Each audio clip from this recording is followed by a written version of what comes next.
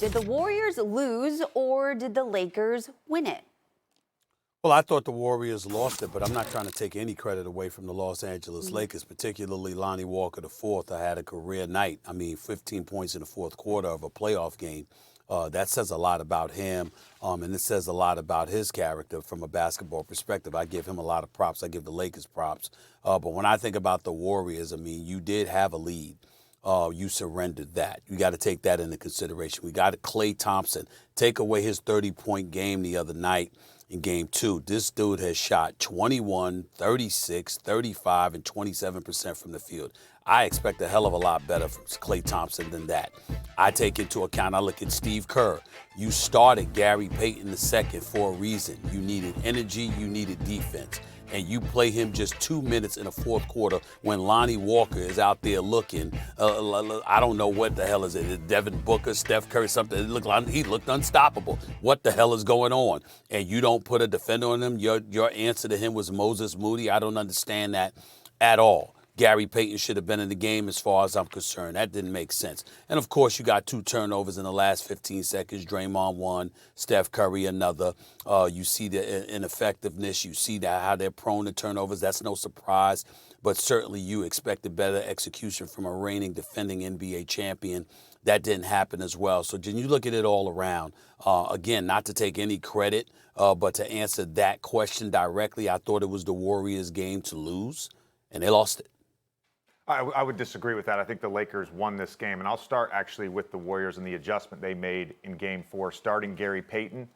Anthony Davis started on him. They ran Anthony Davis into pick and roll 24 times in the first half and had a ton of success. They put the ball in Steph Curry's hands. We've been saying it all series. This may be a series where he's not off the ball. He's got to be on the ball. And they made the adjustment. And they played well out of that. And then in the second half, the Lakers make the adjustment. They put Davis on Wiggins. He doesn't have his shot. They only run him in 7 pick and rolls. So, again, this is what the playoffs are. It's adjustment game to game, and it's adjustment within the game. When you talk about the Lakers specifically and why I say they won it, look, you got 2 great performances from their stars, Anthony Davis, LeBron James. But in the playoffs, it's not just about the stars and the superheroes and the Batmans and Robins. It's about the Alfreds. It's about the Butlers. And the Lakers, you have to give them credit. Austin Reeves with a big night.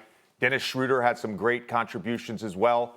The last play, which we'll get to in a second. And, of course, Lonnie Walker's fourth quarter. And I want to talk specifically about that last offensive possession for the Warriors. So if we can run the tape right here, that would be great.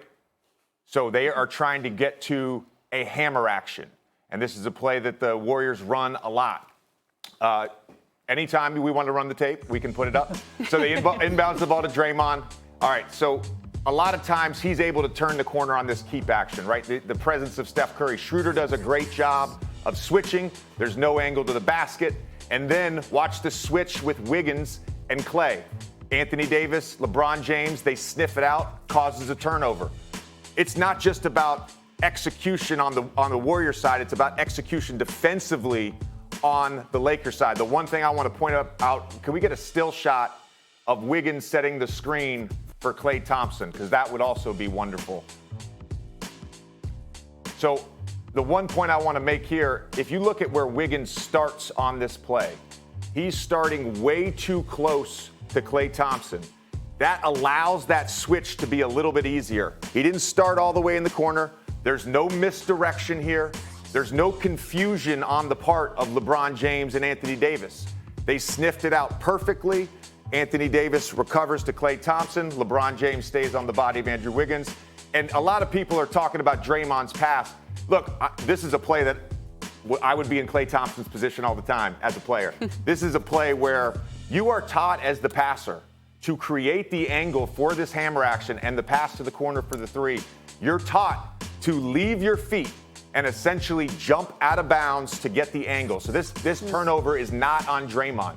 To me, it's more about the excellent job switching the keep action with Schroeder and the excellent job by LeBron James and Anthony Davis. You can take that off the screen. The last point I want to make, you go back, and I pointed this out when it happened, if you go back to the play-in game against the Minnesota Timberwolves, Timberwolves down 3, 2 seconds to go. They run a flare screen from Mike Conley. Who are the two defenders in that flare screen? LeBron James and Anthony Davis. They botched the switch in that occasion. Anthony Davis had a long closeout, fouled Mike Conley. They end up going to overtime and winning, obviously. But in this case, perfect execution for the Lakers. You have to give them credit. Both things can be true, because I think the Lakers, the reason that they had any chance in this postseason of doing anything is that after their midseason trades, they were the #1 defensive team in the league. We've seen that play out in the postseason. They have a number of different things that they can do. They're multifaceted. They can play a bunch of different ways. But let's also acknowledge that the Warriors fell off a cliff from a mental standpoint in this game. There's a whole bunch of different people. Klay Thompson took two of the most unexplainable shots you will ever see a champion of his caliber, or he himself, ever take. One was on the right wing, absolutely out of pocket. I have no idea why he's taking that shot there with 2 minutes to play. One on the left wing, following up on that. You'd think after he took that shot on the right wing, he would have been a little bit more judicious, but the one on the left wing drove his team crazy. You could see like 3 or 4 players stunned. Steve Kerr throws his hands up. In conjunction, it's inexcusable. StephenA, who is letting Steph down the most in your eyes? I don't think there's any question is Klay Thompson. I mean, you can throw Jordan Poole into the mix. I'll leave that to somebody else because that's a separate segment altogether when it comes to Jordan Poole and his nonsense. But when it comes to letting Steph down, I would say Klay Thompson, because he's the one with expectations to step up and produce to help Steph Curry. That's the reality of the situation. Klay Thompson is one of the top 5 shooters in the history of basketball as far as I'm concerned. This is a 4-time champion. He's been there, he's done that. And to watch him struggle the way that he has struggled, and it's not just with his shot. One of the games, I keep forgetting whether it was game 1 or 3, but he was getting into the paint and he kept just giving up the ball instead of, he was hesitant to take his shot. One of those games, for crying out loud. This is Klay Thompson, man. This is an elite shooter and champion. And there's no one that Steph Curry, should trust more than Klay Thompson.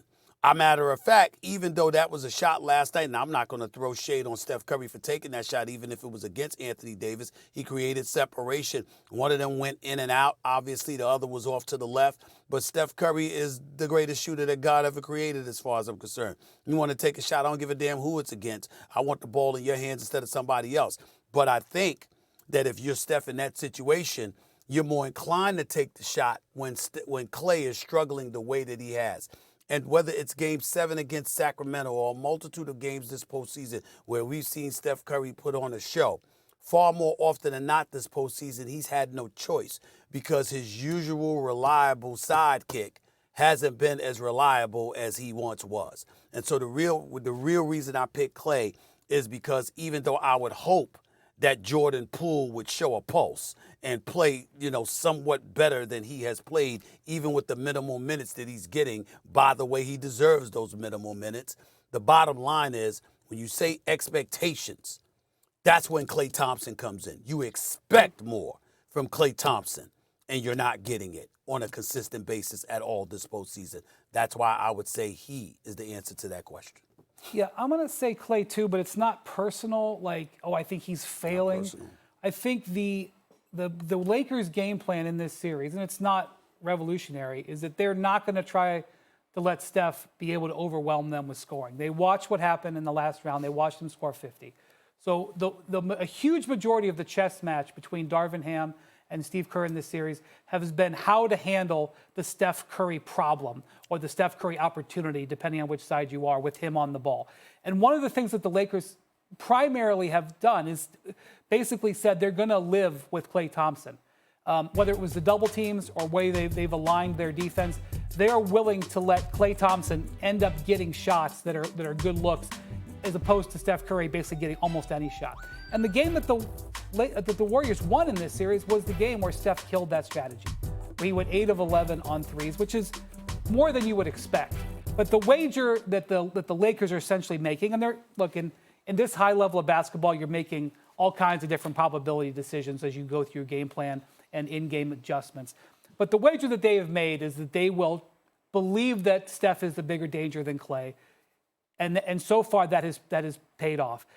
The last second shots, Obviously, they have their own level of difficulty. I've got JJ upset about something. But Oh, boy. if Klay is able to shoot the ball at a proficient level, it will undercut the way the Lakers want to defend, and it will give the Warriors a much larger margin for error than they've had in this series. Sometimes I think we just give answers about guys that are bigger names. Because, again, I'm not clocking in here and charging Klay Thompson hourly $1,100 an hour as his defense. Is that you're negotiating now? Not, but look, it's clearly Jordan Poole. And on Klay, let me just explain something. We just ran Klay shots from last night. Low volume night for him. The Warriors have made the decision we're going to put the ball in Steph Curry's hands. All right? So all the off-ball action, which the Lakers absolutely snuffed out, especially in game one. They've now made an adjustment. We're going to put the ball in Steph Curry's hands, and we're going to leave, let him play pick and roll. How are they scoring out of that? Steph Curry shots, Gary Payton rolls, cuts from Andrew Wiggins from the corner. You think they're leaving Klay? Go look at his shots last night. They're on the ball. They're in chase action with Draymond. They're off catch and shoots where he's running 1,000,000 miles an hour, and he's not getting a ton of those. So all that off-ball action, the cutting, as a shooter, you get juice for your threes from getting layups. And the Lakers have completely snuffed that stuff out. And it's not just, look, he has struggled this series. It's a function of the way the Warriors have had to adjust their offense. That's a big part of it. And StephenA, look, overall for the playoffs, he's averaging 20 a game and 39% shooting. This hasn't been all playoffs that Klay has struggled. He's struggled in the Lakers series. Jordan Poole, on the other hand, if we're being honest, is approaching being unplayable in this series. That's a big difference. This is the guy that was this is the guy that was supposed to help bridge this generational gap between the big three and the future of the Warriors. He had a great playoffs last year, 17 a game, 50% from the field, 39% from three, and he's been bad all playoffs long. And he's really struggled, 34% from the field, 27%. You can't play him for his defense. And this is a guy I just said with the Lakers. Why did they win this game? Because they're getting contributions from Alfreds. And Golden State is relying upon, and has relied upon over the last two seasons, Jordan Poole to be an Alfred for them, and he's not giving them anything in this series. Thanks for watching ESPN on YouTube. For live streaming sports and premium content, subscribe to ESPN+.